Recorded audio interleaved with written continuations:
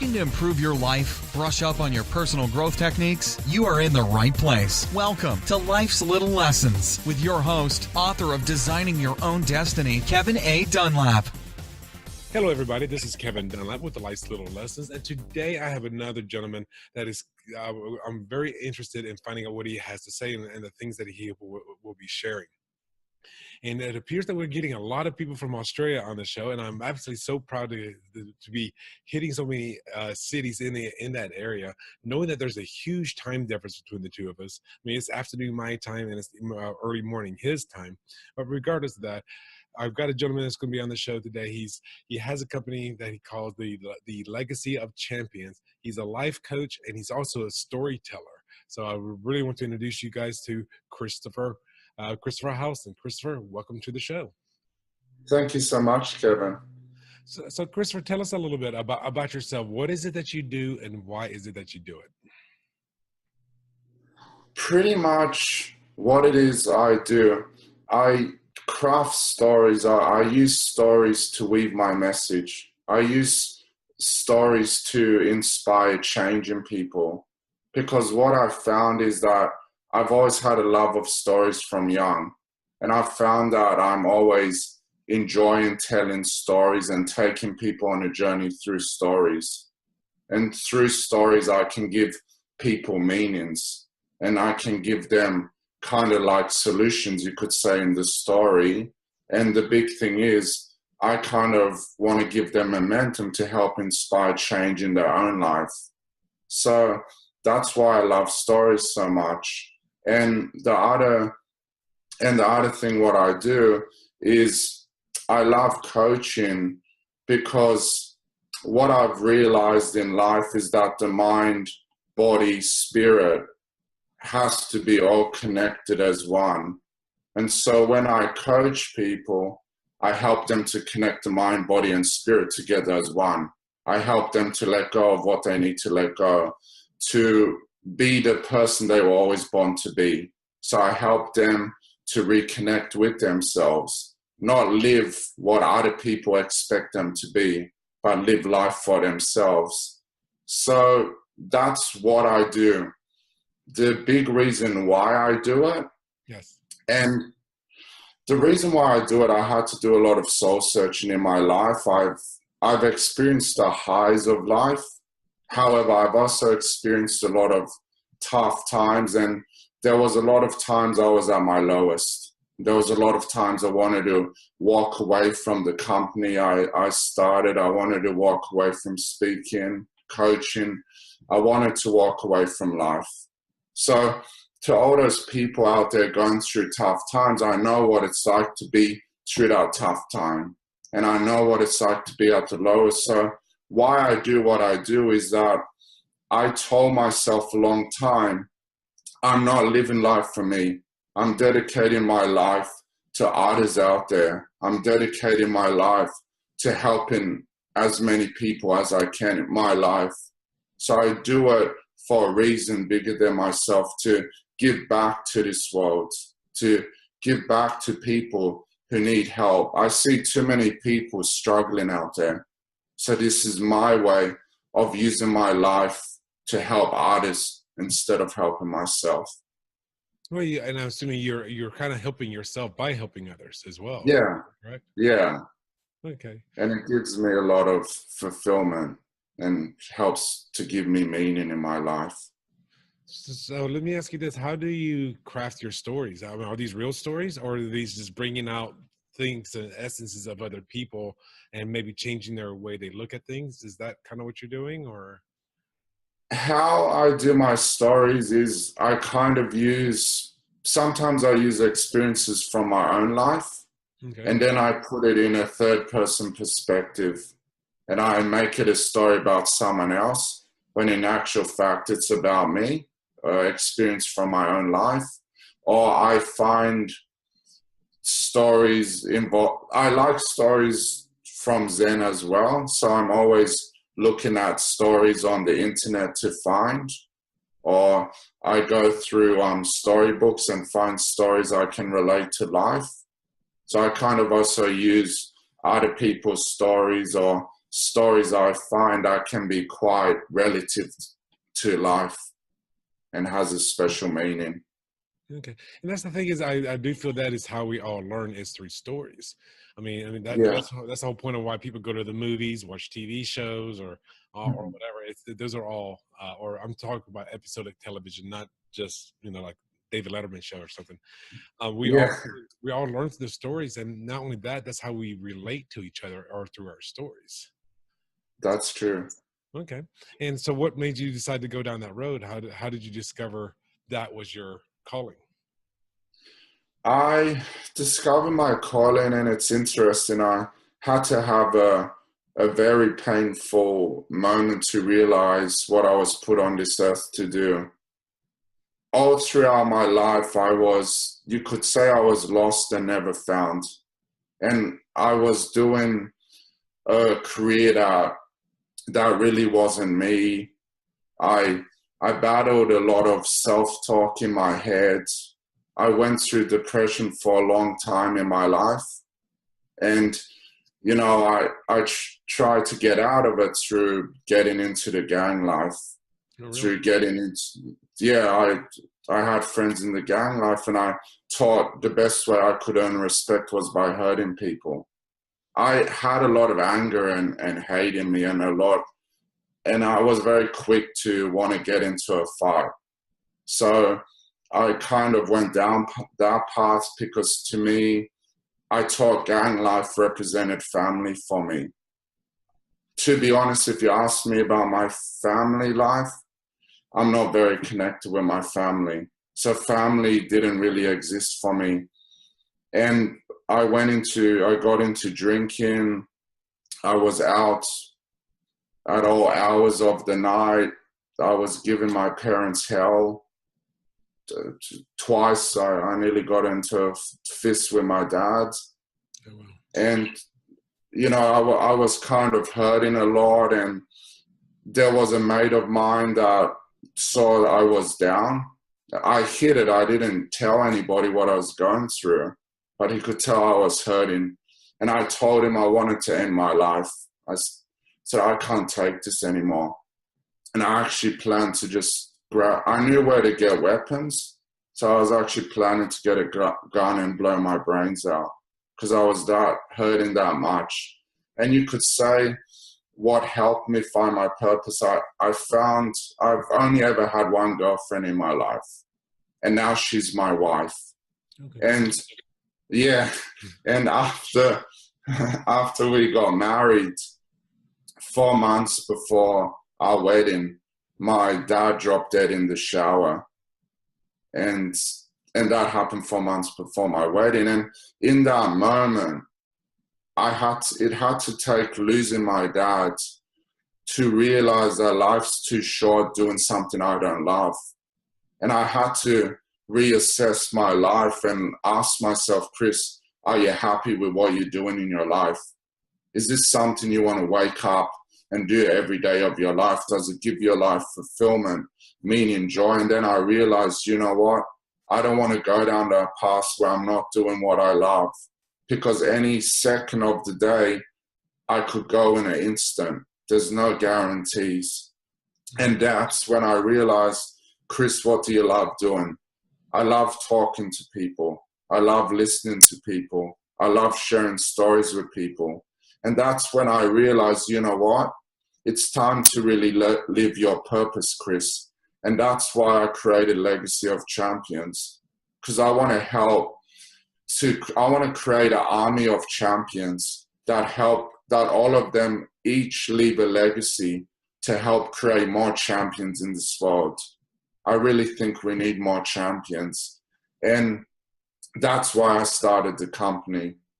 I really wanted to help people find their purpose, just like I found mine. And I want to help them leave a legacy that goes beyond their lifetime. And that's when I realized the vessel I can do this through is through coaching and speaking. And that's how I found my purpose. The decision that you made to get out of the gang life, when did that occur, or what was going on in your head at that time? To be honest, how I got out of the gang life, because of the gang life, I got expelled from high school because I was ready, as part of a gang initiation ritual, I was ready to hurt a teacher as part of being accepted. And I feel what helped me get out of it. And once I got put into a psychologist's office, and because I got expelled, and I remember my mom was in the office and she was breaking down, and and the psychologist asked her, said, you know, was Chris ever like this? And she said to him, no, he was never like this. I don't know why he's doing this. And the psychologist asked me, he said, why are you doing this? I said, listen, I don't know. I said, don't ask me questions. I said, you get me angry, I'll hurt you too. I really don't care. I said, I don't care about living, I don't care about dying. And at that point, I was ready to live or die. And I believe what got me out of it is I was chatting, this good friend of mine that helped me realize that there's more to life than wanting to kill yourself. He also saw where I was going. And he said to me, he said, Chris, you know, being a gangster, he said, does that help make you who you are? Does that help bring fulfillment to your life? He said, for everyone that's ever loved you, he said, what have they done to be hurt by you? And he said, why do you want to hurt innocent people? And for a long time, I thought that made me feel good.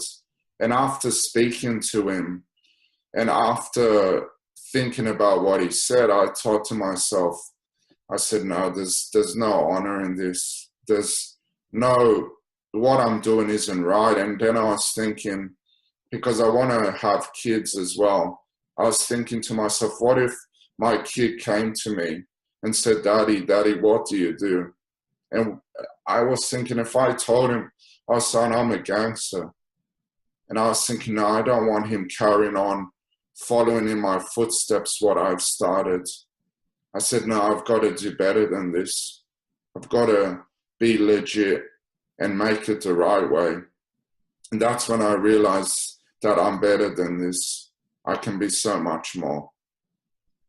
Oh, and so you were still in high school when you made that decision, or was this after the 18, 19 years old? You could say in high school, it still didn't sink in. It was after 18, 19. So after 19. Okay. Well, that was a very mature decision that you made. Then that's and obviously we're all glad that you got out of that, or you came to your senses that was not where you wanted to go. Yeah, Oh. Yeah, you could say that. Okay, and now you help people make changes in their lives by coming up with stories that are either things that happened to you, things that you read or seen, or you asking them what is their story around a certain thing that may be holding them back. And is that what you try to do so that they can get past whatever obstacles that they're being faced with? Yeah, pretty much. I also, when I was going through my thing, did a lot of work on the mindset, and I've also picked up some techniques. Like I did some studying of NLP, did training in that, because I wanted to also know the techniques. I wanted to know more about the mindset, how it really works in people. So I kind of incorporate those techniques in my coaching. And then what I do in my speaking, I like knowing people's stories. So I find their story. I find what it is their pain point. I find what it is that they're hurting and what's holding them back from moving forward. And once I get what's hurting within them, I then tie that back to a story that then initiates change in them. So pretty much through my storytelling, they tell me, I find their story. I find where they're at in life. I find where they're hurting. I find out what is the thing that's holding them back from living the life they want to live. So I then work on their mind. I work on what's the beliefs, what's the self-talk, what is everything that's holding you back. And then I tie it back to a story of someone who's made that change, where I tie it back to similar circumstances they're going through so they can relate to the story. And then I give them the meaning that, you know what, this person was once in the same position you were, and this is where he is now. So I empower them through my stories, and I just light that fire within themselves. Okay, wow, that's very empowering because because I know a lot of the times I had just like everybody's like yourself, like myself, all of the viewers and listeners out there, all of us have Yeah. had big challenges at some point, and Yeah. something has happened for the better or for the worse at that particular moment in time. Yet that is who we are today is based upon those decisions or those events that occurred. Now, Yeah. and you talked about NLP because I'm also NLP certified as well. And one of the Oh, things okay. we talked about is in NLP is changing the stories, which in NLP is called reframing. Now you've got an Yeah. event, you have a frame that you have around it, and what you do is you get that event and you put it into a different frame. Yeah. Now it completely changes the picture by putting it that way, by just by doing it that way, because your relationship to the story has changed, Yeah. and your meaning from the story has changed. So That's true. okay, that's very good. 'Cause I know I've said this on the show a couple of times before. Yeah. Is that when I was in the U.S. Navy and I joined it to go into the nuclear powered program, and when I was finishing my initial training before going to the nuclear powered school, I did not graduate. I graduated with a 89.6 GPA, and because of earlier events that had occurred while I was in Yeah. training, I was not able to go to nuclear power school. So the whole reason of joining the Navy was now gone. Yeah. Like I Okay. got 4 more years to serve here, but I'm not good. I'm not doing what I wanted to be doing. Yeah. And that put me into a different boat. But because of that, pardon the pun of the boat. Um, However, because of that, I was actually stationed in Japan for 4 years. So I Okay. was able to. I saw a lot of the world. I saw Australia. Well, I've been to Sydney back in Okay. 90, and it allowed me to see the whole world. That made me who I am today. So that one perceived negative event has Yeah. caused me to learn from that and to see 12 countries, see multiple different cultures, live in other cultures, and it changed who I am today. If I would have gone to nuclear power school, most likely I never would have gone overseas because most of Yeah. the nuclear powered ships were in the United States, in ports in the United States. So there was be almost no reason to go to the Philippines or Japan or Australia or anything like that. So Yeah. you know, I'm just dovetailing off what you said is look at your negative events or perceived negative events and how can they be turned into a positive.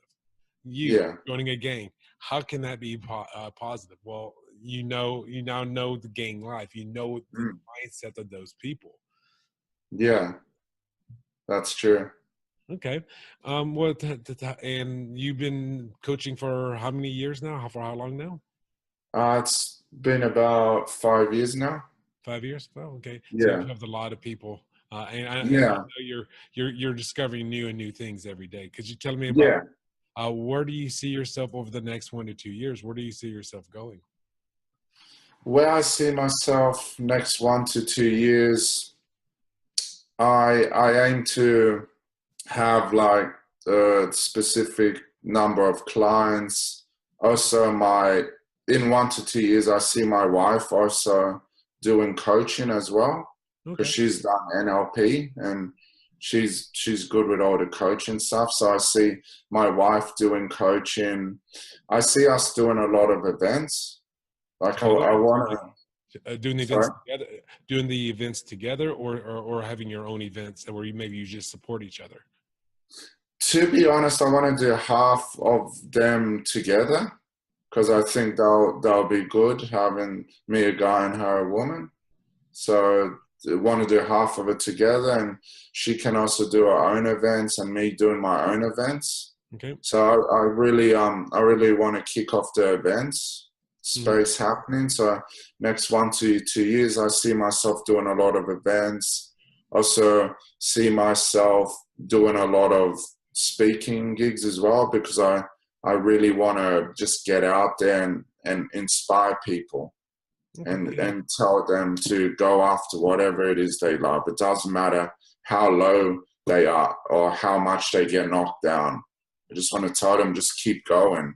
I've been knocked down more times than anything in life, and I'm still right here, right now. So I see myself doing a lot more speaking gigs as well.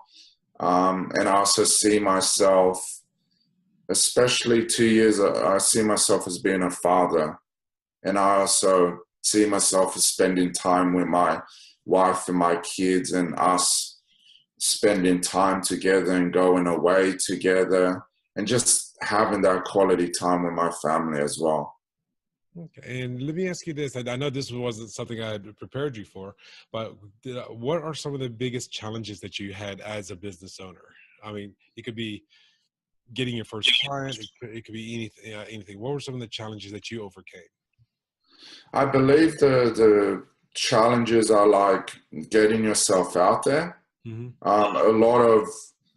A lot of people I've noticed, I think to get yourself out there, a lot of people kind of hold themselves back by fear Yes. and belief.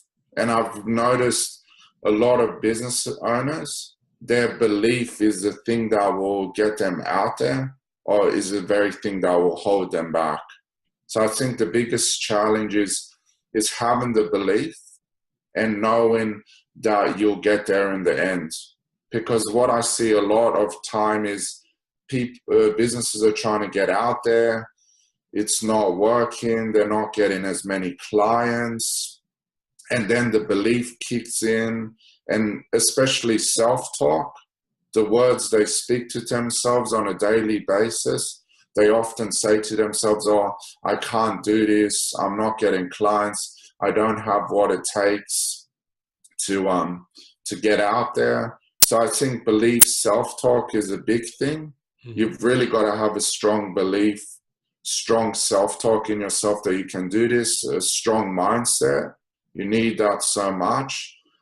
Mentor, I can't stress this enough. I know when I didn't have a mentor guiding me, and if you've never done a business before, you're not going to know the in and outs of it. You're not going to know, where do I go to point A? Where do I go to point B? Like, you need someone who already, how I look at it is this: you need to connect with someone that's already there doing what you want to do. So you need to learn from them, have them mentor you so that you know what you need to do to get where you want to go. I think a lot of challenges are people don't have mentors out there guiding them. Another challenge is people think that they can do this all themselves, that they don't need help. I think the challenge people would face is finding a community that supports them and empowers them. Because sometimes getting your business out there can be sometimes a dog-eat-dog world. And sometimes businesses are wanting to step on top of each other. And, there's that collaboration isn't there. So I think getting your business in an environment where you're not doing it all alone, that you've kind of got that support network in place. I think you need also a very big support network. So, and also knowing your ideal client. It amazes me how many businesses that I talk to, the owners, they don't know who their ideal client is. They don't know who it is they want to serve. So I think they need to really get clear on their ideal client, their target market, knowing who it is they want to serve. Also, marketing. Like, I don't know anything about marketing and sales, but I learned from my mentor the sales component of it. And also the marketing, I'm learning the marketing, I'm finding someone that knows marketing. So I think those are those are the common ones that I kind of had to face in getting myself out there. Yeah, and I'm going to say I fully agree with you. One of the things I always harp on is who is on your team, and having a marketing expert, a branding expert, a coach or mentor, even an accountability partner if you're a solo entrepreneur. and Yeah. having those in place. Because I know I've got a friend of mine. I just spoke with her today. I live here in Las Vegas, Nevada. She lives in Vancouver, Canada. And Okay. we talk on a weekly basis, and we're each other's accountability partner. And we're talking about that today. We've known each other for going on 4 years, and without her help, I would not be anywhere near where I am today. And I'll go toot my own horn here. Without my help, she wouldn't be holding her accountable. She wouldn't be where she is today. Okay. And it's so for those of you out there, an accountability partner has to be somebody that has the similar mindset as you. Your accountability partner really cannot be your mom or your dad or your brother, your sister, unless they're also business owners as well, because they're going to come from the let me love you to support you, rather than say, hey, I'm going to kick you in the butt right now because that's what you need right now. And you say you're going to do this, and hey, by the way, if you're not going to get this task done, you owe me $100. Your mom's not going to do that, but an accountability partner could hold you accountable. But yes, Yeah. that having the coach or the mentor is critical. I know in the United States, in any of the big cities, I don't know if they have it in Australia or in Europe or UK, but we have something called the SBA, which is the Small Business Association. The SBA here also has another subgroup called SCORE, and I forget what SCORE is an acronym for, but these are all business owners, the people that have successful businesses that devote 1 or 2 or 3 or 4 hours of their day, of a day per week, giving back to other business owners. So you make an appointment, you meet up with them, they say, okay, where are you right now? And okay, these are some action steps that you may need to take. You can also get loans through the Small Business Association. Now, again, I don't know if they exist in Australia. Maybe this is something some of the people that are listening to the show could go and research, maybe comment on the video if you do find something like that. But if you're in the U.S., those are at your disposal. Okay. So maybe that's the thing you can do some research on, and because if you can find that out, that could be a tool that you're giving to your clients as well. So, oh, by the way, you've got this. So Yeah. So, Christopher, we're about to run out of time here. If people wanted to get a hold of you or wanted to contact you, possibly hire you as a coach, or at least do an initial conversation to see if you guys are compatible, how can they get a hold of you right now? They can contact me on Legacy of Champions. I've got a Legacy of Champions business page on Facebook. So that's one way they can contact me. They can send me an email at legacyoChampions@gmail.com. And the third way is they can contact me on my mobile, 0401 679 437. And I'm also doing a special offer. And I'm not going to say for the first 10 clients. This is pretty much for anyone that calls me. I'm willing to do a discovery call with them just to find out where they're at. So this is my special offer to anybody that emails me, contacts me, or shoots me a message via my business page. The first call, I'll do a discovery call with them at a very special price. Okay, so those of you out there, just to reiterate what Christopher just said, you can call him on his mobile. And I believe for those of you outside of the Australia or at least Sydney, you can use WhatsApp to give you a call. That way you can do international telephone calls, and that would be, I guess, at the plus 0401 679 437, or you can find him on Facebook on for Legacy of Champions, and this is going to be a logo of 2 hands covering up each other in case there's another one on there. Yeah. And his name is Christopher Howson, which is Christopher like normal, Howson, Howson. You should see him as the moderator of that Facebook group. And then, as he just said, you can contact him by email at legacyofchampions with an S. So that's CHAMPIONS@gmail.com. Is that correct? Did you say Legacy of or Legacy O Champions? Legacy, I said of. Is it a Legacy? It's Legacy O Champions. Okay, so there is no F in that. No. So legacyoChampions@gmail.com. And he said Yeah. that for the people that are listening to the show, if you give him a call, then you guys can set up a time to do a discovery call where we can see if Yeah. it's going to be a good match for you or not. Which is, I think, it's phenomenal. And doing that an initial strategy session discovery call is critical, because I may give you a call and we may just not be compatible. Either you as a coach, or from your perspective, them as a client, because you don't want to kind of client that's not serious. They know that. So you want to make sure that both of you guys can work together. Yeah. So, okay. Well, Christopher, again, I want to say thank you for being on the show. And this has been I've learned a lot from you. I mean, I've learned that, wow, you want to be a gangster. And the thing is, the fact is, it's those big life changes that people go through that I think you can learn so much from, because I've gone through a lot, you've gone through a lot, and that's how we learn, is going through those big life changes. So thank you for being vulnerable and sharing that with us today. Thank you so much, Kevin. I've really enjoyed myself today. Oh, my pleasure. I'm same here. And for those of you, also don't forget to like the video or subscribe to our channel, either on iTunes or on the YouTube channel, or even if you're on the KevinADunlap.com page, go ahead and like it. Leave a comment. We'd love to hear for what you have to say. And I'd say for right now, I think we're done. So everybody have a great day. Bye for now. Cool. Thank you, Kevin. My pleasure.